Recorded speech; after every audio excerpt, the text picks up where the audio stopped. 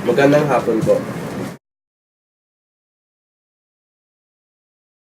Sa tingin ko, kailangan natin ng mas maraming oras. Even though, mas nagiging creative ang mga bata, sa tingin ko, kulang pa siya eh. Kulang pa yung kung anong meron tayo. Sa totoo lang, parang feeling ko nga, marami tayong mga pinipilit na bagay para itutupad to. Pero kung tatanungin mo ako, I think kailangan pa natin ng mas maraming research at comparisons kung paano to ini-implement sa ibang school.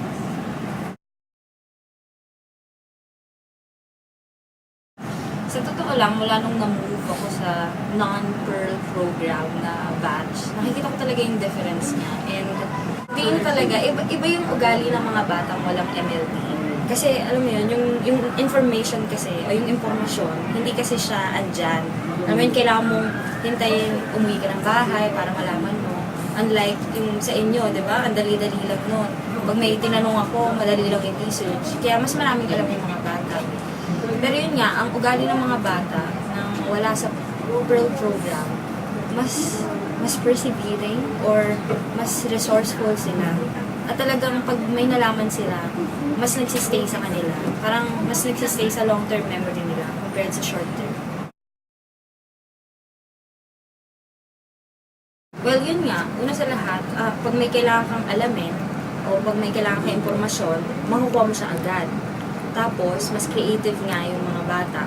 I mean, yung mga projects nyo, definitely hindi ko siya may isip gawin nung estudyante ako. Kasi nga, may equipment kayo, may technology kayo. So, una sa lahat, I think ang pinaka-negative na epekto niya would have to be in the behavior. Okay? Kasi, in terms of, as a learning device, walang problema doon kasi okay siya. Yun nga lang, yung behavior nyo, yun ang problema. Hindi, may mga naglalaro, tapos pag nagno-notes, pipicturean lang, tapos i-review lang pag uwi, di ba? Kaya nga, ang negative talagang effect niyan, yung behavior. And sa tingin ko, hindi lang sa classroom yan problema, pati sa bahay.